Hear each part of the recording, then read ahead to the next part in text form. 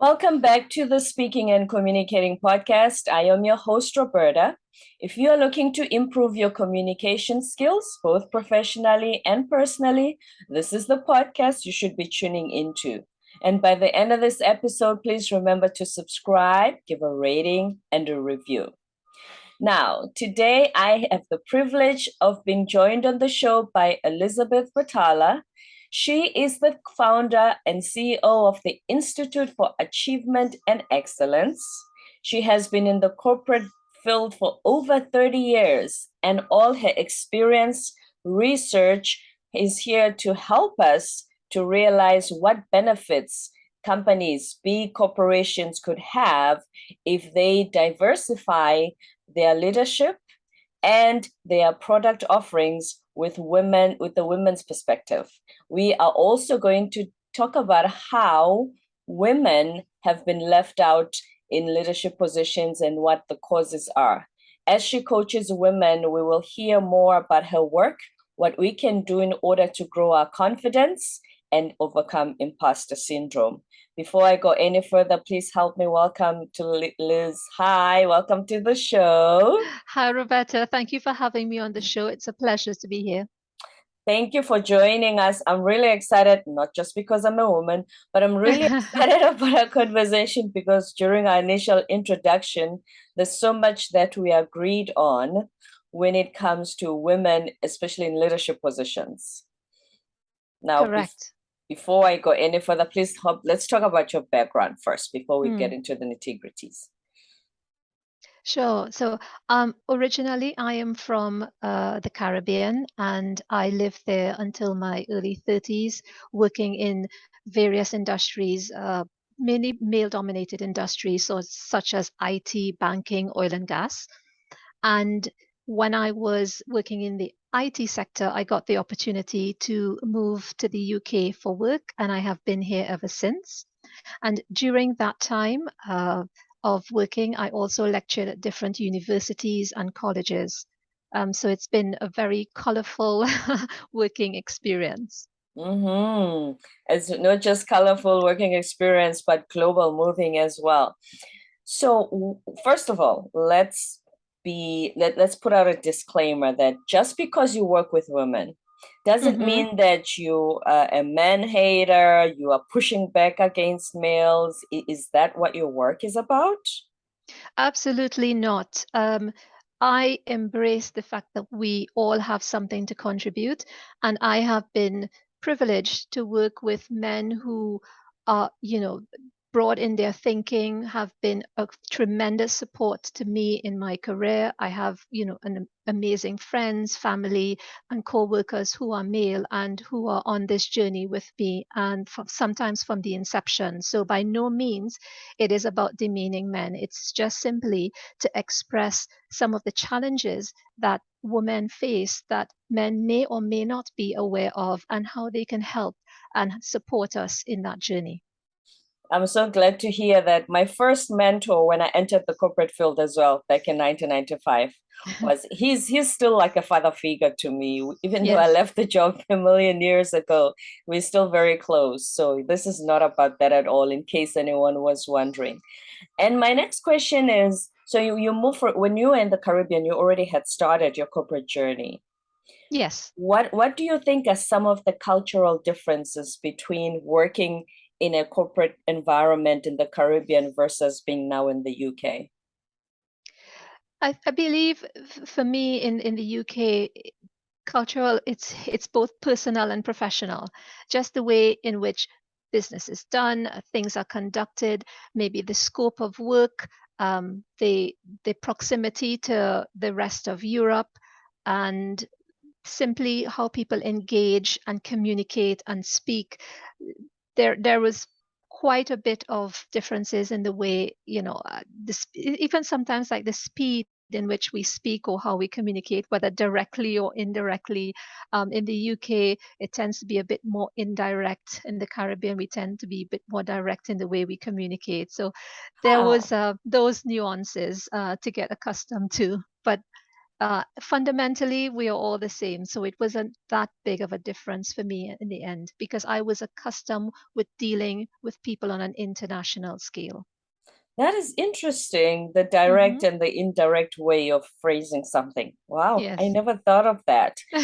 So, when you've mentioned the industries you've worked in, so Mm. start us through the journey as you were talking about these industries being male dominated. What your experiences were like as a woman.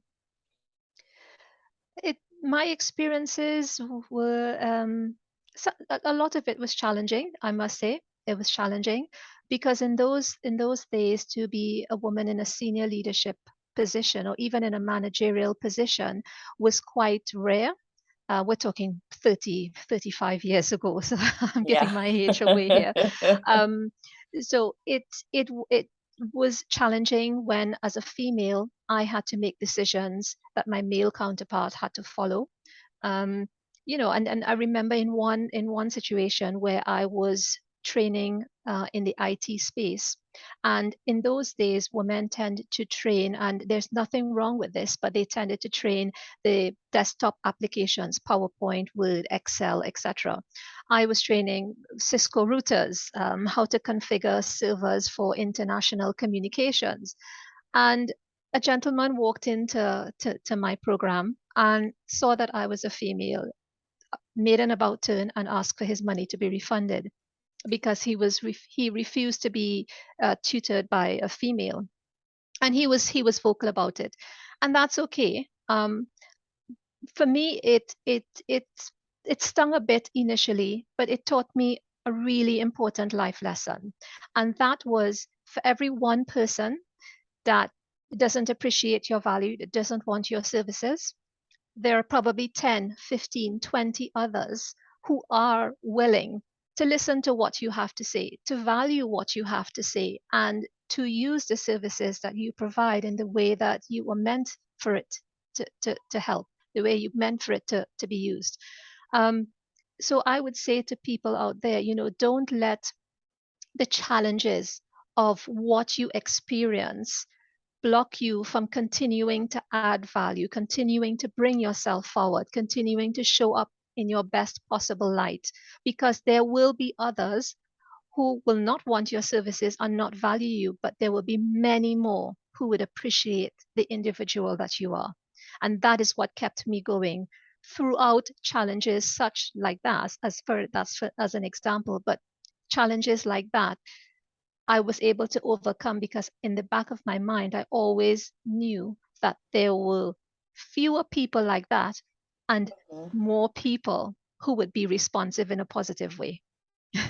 Something for us to always remember, no matter what the aspect of life is, because you always, receive that noise sometimes. It's Mm, just for you to not have to entertain it. Wow, that's very interesting. Now, that's someone external from the company having yes. that response towards you. What about when you in the company, like you said, you Hmm. had to train, so you obviously had subordinates, Yes. and were some of the subordinates male, and did you receive pushback by virtue of being female and being the boss? I received pushback throughout my career, and pushback doesn't always necessarily have to be something big. A lot of women have experienced, and even men too, to a certain extent, have experienced something called microaggression. And it's not always the big things sometimes that really derails people. It's the constant little things that happen frequently. An example is, as a female sitting in a meeting and having something to say and mustering up the courage to say it only to be shut down by a male counterpart. These are things that, you know, it tends to happen so frequently. And many times, because I don't believe that people are inherently bad. On many No. occasions that I have gone into organizations and I have spoken about this, the men automatically say, but that's not what we did. I didn't realize that is how it came across. So, the pushback can be partly due to the individual and that individual's level of tolerance to certain situations and their degree of sensitivity, as well as extrinsic in terms of the culture within the organization. So there are many things that can pose a challenge.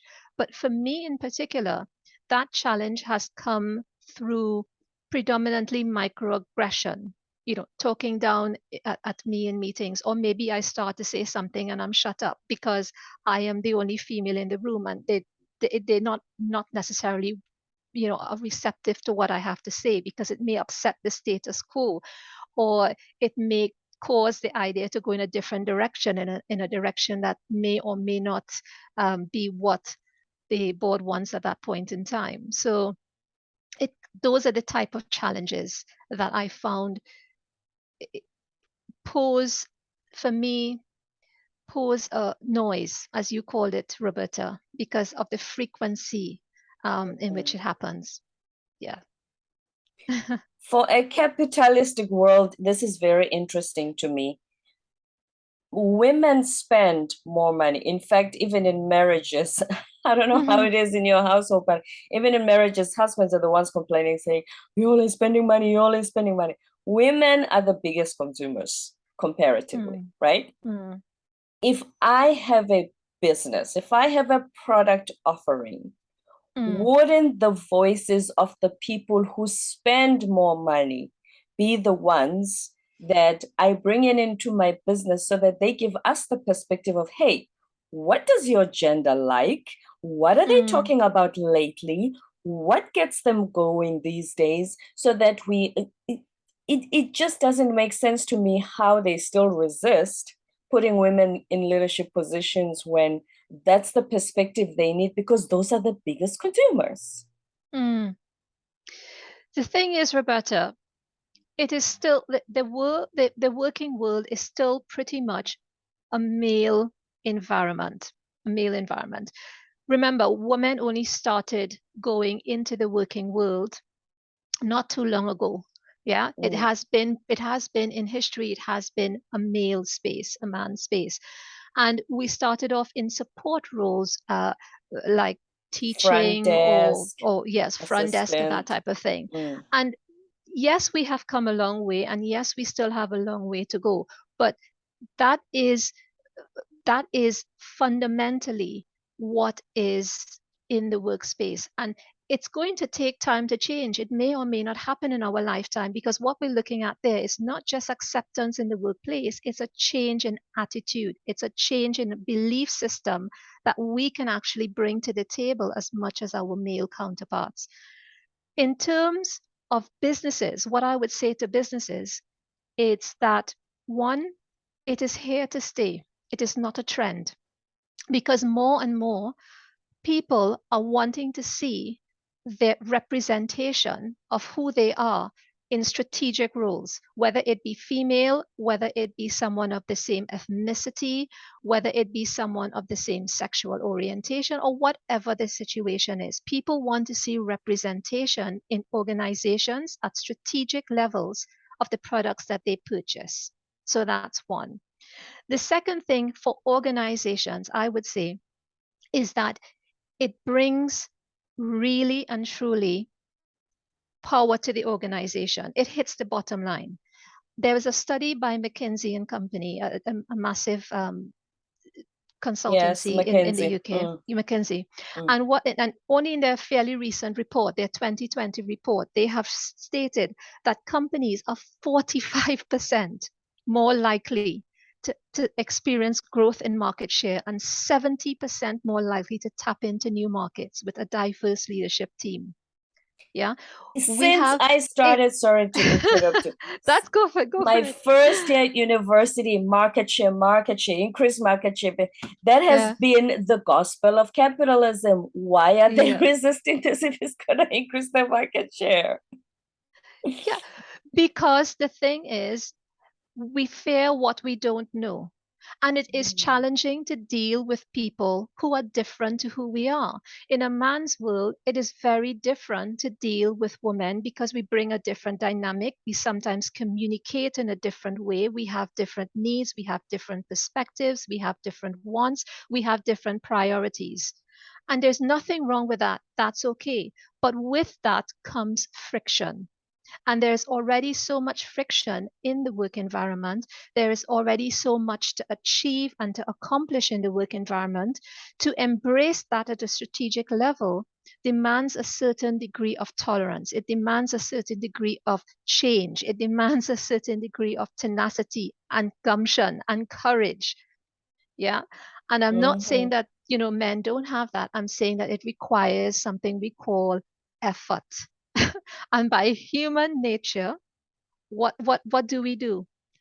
Human nature, we are designed for the path of least resistance, to Our take the comfort path of zone. least resistance, our comfort zone. Exactly. So although companies know the benefits of it, there is still that resistance to embrace that change, to make that change happen, and for fear of the fact that it may or may not result in something better. Yeah. But we live in a world of uncertainty. So, At least give it a try. give it a try. But in all of the companies I've worked with and the women that I've coached, I have seen nothing but positive results come out from that level of acceptance. So there is a benefit to the company. There is also a benefit to the individual, the female herself. Because when a woman knows that she can climb that corporate ladder and she is not prejudiced by her gender, I guarantee the company is going to get more from her. She's going to be more engaged. She is going to be more receptive. She will perhaps come out with better ideas because she's not so stressed all the time. She's not she's not feeling so anxious or so overwhelmed. Those feelings will still exist, but when a woman has the support of her company behind her, she's a powerhouse to contend with. Because the confidence levels, if they keep being shut down, that's when even your most brilliant ideas don't come to the forefront of your brain. You are always just, like you said, the anxiety just takes over. Even what the brilliance you could have displayed to benefit the company doesn't come out. It doesn't emit from you, unfortunately. And this is for anyone. This is not gender specific.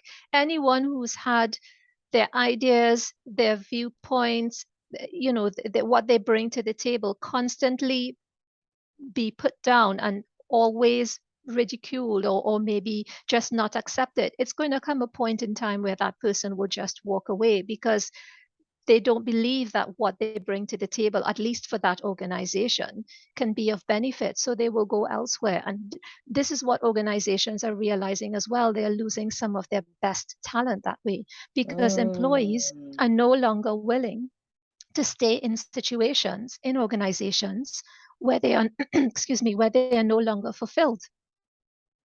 That has been a huge shift when it comes to this in the last 2 years since the pandemic. There's been the great resignation. And people are saying, I am not going back to that miserable job, to that horrible boss. Yes, I have a mortgage, but I'll figure something else out. But I'm not going. It's almost like like I said, the powers of the power has shifted to being more employee tilted, whereas before we used to just put up with everything just for the sake of my kids and the mortgage.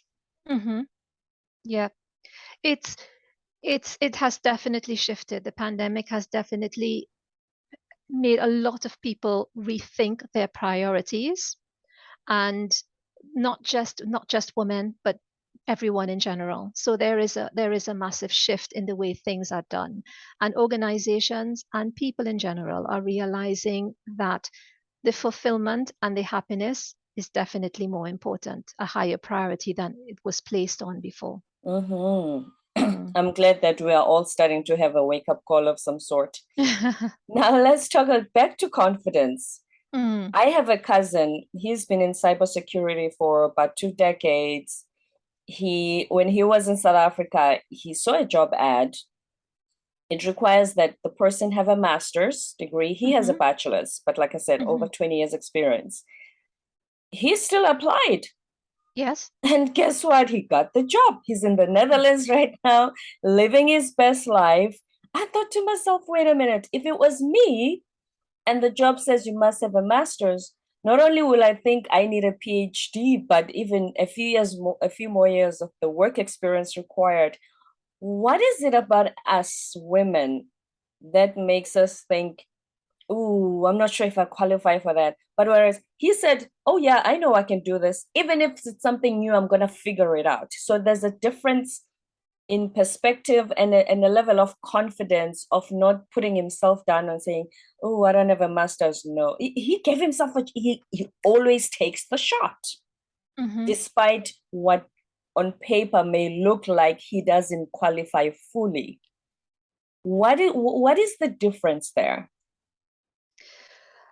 That is a great question, a massive question, but a great one nevertheless. And the reason why I said it's a massive question is it has to do with so many factors, Roberta, in terms of why a woman may, when compared to a man, not put herself forward or lack the confidence. If we look at her personal life, the female herself, it's all the way from birth up to her present point in time. Society saying, speak, but don't be heard. Be feminine. And what is that? What does that actually mean? It means sort of, not being in the forefront, not being loud, keeping quiet. Exactly. All of these type of things that are associated, or culture has associated with being feminine. So there are those dynamics intrinsic to the woman, her own feelings, how she grew up, the examples that she had around her, and how she feels with herself as an individual within herself.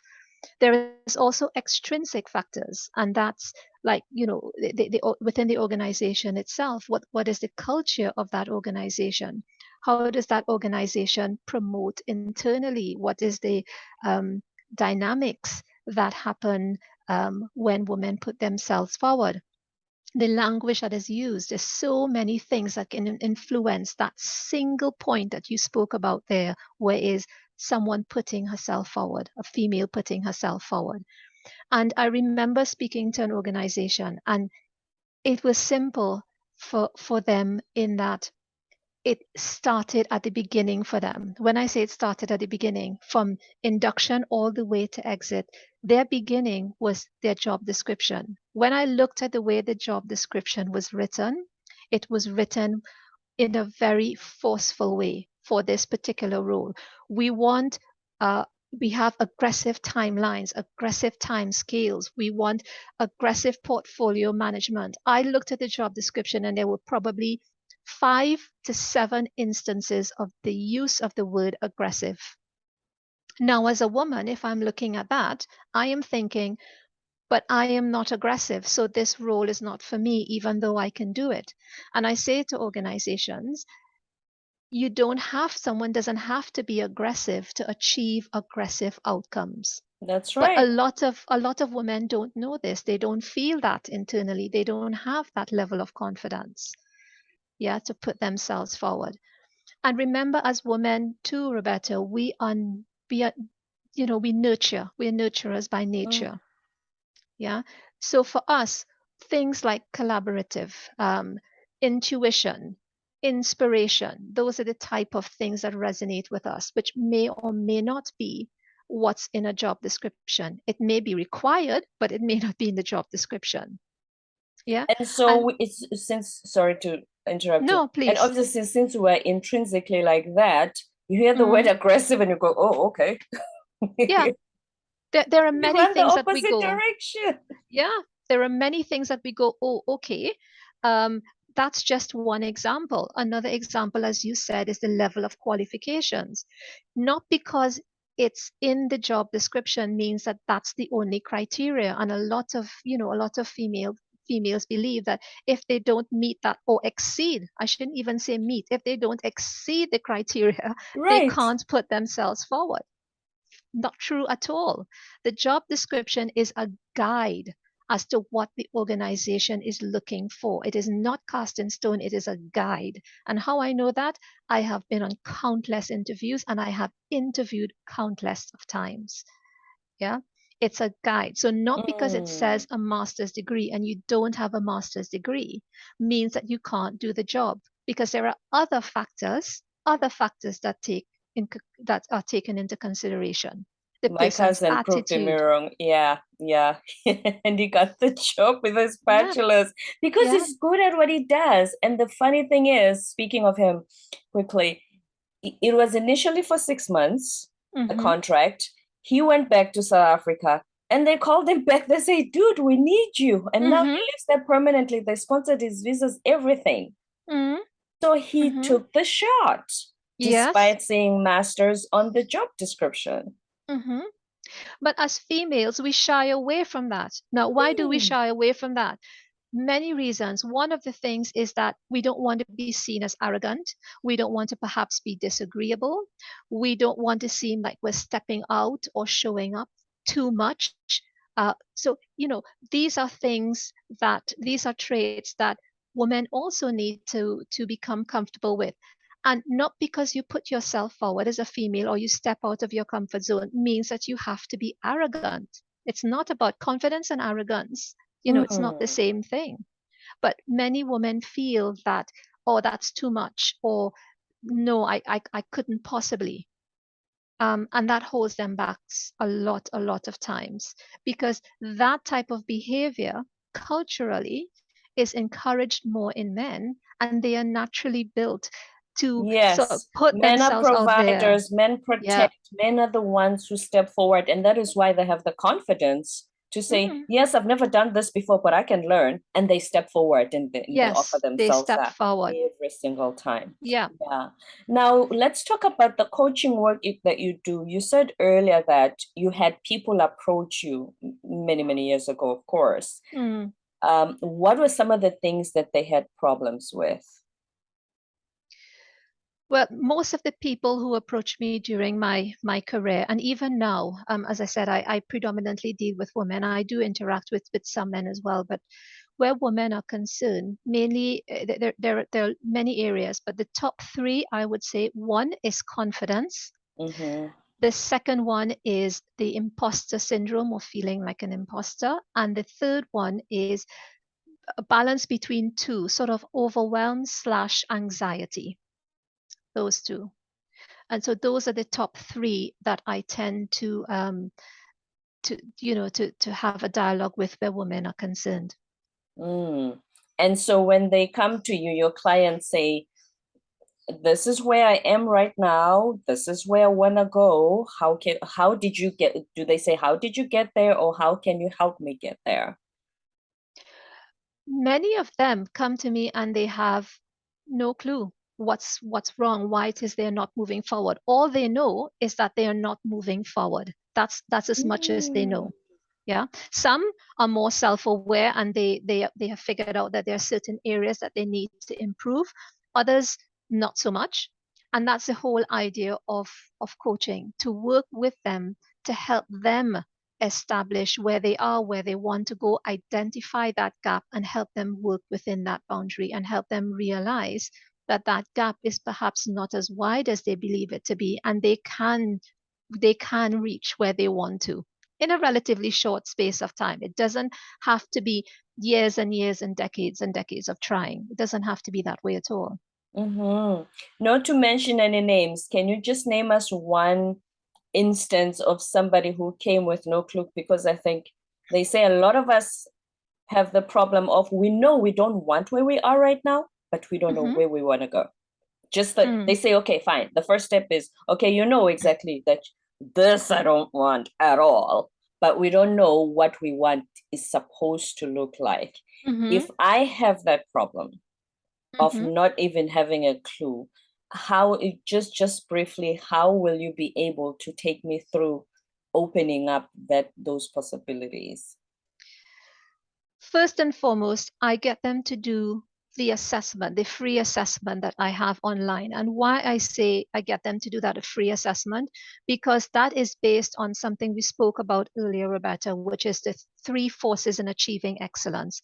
It's a framework that helps people look at their life in across 9 life areas. So each force in the 3 forces of achieving excellence. And excellence, by the way, it's not about being perfect. It's about showing up the best that you can be in the situation that you are in with the resources that you have. That's Right. it. Yeah. So the 3 forces in achieving excellence look at you as an individual, your identity. Then it looks at your connections, meaning the relationship you have with yourself and the relationship you have with others. And then finally, your status. Okay. So in those 3 forces for achieving excellence, each force contains 3 life areas. So we end up with 9 life areas. So the assessment asks questions across those 9 life areas, and the result is sort of a spider diagram. So that instantly gives me an understanding, provided that person wants to share the results with me, because the results are private. Okay. It gives me an understanding where that person's strengths are and where their areas for improvements are. And then I use that and I have a discussion with them in terms of where they believe their strengths are and where they believe the areas of improvement are. And then we take it from there. Because sometimes a person may think, oh, I'm strong in this area, only to realize, well, actually, maybe not as strong as you thought you were. Or someone may believe, I'm absolutely crap in this aspect of my life, only to realize you are further ahead of the game than you thought. That's better news for sure. Yes. So I work with them in that way, that fashion. Mm-hmm. And have you found that when they go through your training program, like they say, you're supposed to be coachable, right? Mm-hmm. Do they stay? Obviously, there will be instances when things don't always go well, but do they just generally stay on course? Or is it we talk about it a lot, where you go to the Tony Robbins seminar for 5 days and, hey, my life is changing, and you go back to your old ways after you get home? Mm-hmm. First of all, when I speak with people, I do not try to sell anything. I'm not trying to sell my program. I'm not trying to sell my coaching. I'm not trying to sell anything. I'm trying to understand what this individual is trying to achieve or wants to achieve, because only then would I be in a position to suggest what can help. Some Right. people, all they need to do is read a book because they're good at that and they're good at applying what they have read. So they don't necessarily need the training per se. Others need the training because they can go through the training and again, they are good at applying what they have learned. Mm-hmm. Others need more of a hand-holding experience or just need access to me as and when. So it depends on the individual. And this is why it's it's not a one size fits all. Yeah, it depends on the individual, their capabilities, where they are in their life, how they feel about themselves. Because even if someone has access to all of the resources and they are not in a great place, it is going to be a monumental ask to expect anyone to go through any kind of training, far less implement what they have learned. Yes, because they're not See? even in a position to be accountable. Because that's what Exactly. coaches do. Coaches hold you accountable. They say, hey, we said today you would have done ABC, Mm, and you haven't done anything yet. What's going on? Where are we Yeah. yes. Where's Before the I mm, before I even expect anyone to do anything, I want to understand not only what they want to achieve, but where are they at the moment in their lives. Yeah. What do they feel they are capable of? And most importantly, what are their blockers? Because only when we look at what's blocking them or him or her, only once we understand what the blockers are and remove those blockers, can that person then progress. mm-hmm, for sure. Let's talk about, earlier you mentioned that excellence does not mean being perfect. Yes. We hear so many people lately say, oh, my weakness is being a perfectionist. Mm. What is that about? Perfectionism, being a perfect person, is an illusion. There is no such thing. Simply because the reason why perfection doesn't exist, it's like beauty, it's in the eyes of the beholder. Yeah. What I deem as perfect, someone else may look in and think, oh, it's average. It's not actually perfect at all. Because we all look at things, we all judge things, we all experience things through our own world, through the lens of our own world. Right. Yeah. But Mm-hmm. if we look at it and we say, okay, well, I'm only measuring it from my point of view. I don't particularly care what anyone else has to say. I want to be perfect and show up in a perfect way. It's still it's still elusive, because as an individual, you may choose not to change, but everything around you is changing all the time. Progress is happening all the time. Nature waits on no one. The tide and time waits on no one. And because these things are in constant motion and change is in constant motion, your degree or your measurement of perfection is constantly changing. Mm. Because what's perfect today and work today Not may gonna not be the same necessarily be perfect tomorrow. tomorrow. Exactly. Yes. Very good point. Good perspective on that, because there's so many people who throw that in your face as if it's a badge of honor. This whole I'm perfectionist. Oh, that's why I haven't sent you the report yet, because I'm a perfectionist. I want to make sure that all my, I'm not saying don't, like you said, don't be excellent and show up the best version of yourself, but there's just some of those nuances that come through as an excuse to not do anything just because you're a perfectionist. Mm-hmm. Mm-hmm. Mm. Yes. Excellence is simply being the best that you can based on where you are with the resources that you have. Waking up every day, doing everything, no matter how big or how small, to the best of your ability. That is what excellence is. And whether that's deemed perfect or not by you, by others, it doesn't matter, because at that point in time, with the resources you have and the knowledge that you have, that is the best that you can do. And that is good enough. I Honestly. absolutely love that definition a lot Hmm. better. Liz, please give us your last words of wisdom. I would say to everyone out there, look, we're living in volatile times. If you feel that you lack the confidence, or you lack anything, whether it be confidence or something else, you are not alone. There are many people out there who are feeling the weight of what is happening in the world. Simply do the best that you can. Start where you are, start today. Don't wait, don't procrastinate, because every little step that you take forward to reach your goal means that you're closer to that goal today than you were yesterday. It doesn't have to be grand to be great. So you don't have to take big steps to achieve your goal. Small, consistent steps is all that is required, but consistency is key. So start where you are, use what you have, and do the best that you can in your professional and personal life, and you will be miles ahead in terms of what you believe you can actually accomplish. Eloquent words spoken by Elizabeth Liz Batalla. Thank you so much for being on the show today. It's an absolute pleasure. And before you go, where can we find you on social media so we can continue this conversation? The easiest way to find me, I'm on all the social media platforms, LinkedIn, Pinterest, Facebook, everywhere. But the Mm. easiest way, if you go on my website, achievementandexcellence.com, it's all one word, and is spelled out. Achievementandexcellence.com. At the bottom of the landing page, all of my social handles are there. So that's the easiest way. Achievementandexcellence.com. Yes. Okay, thank you, Liz.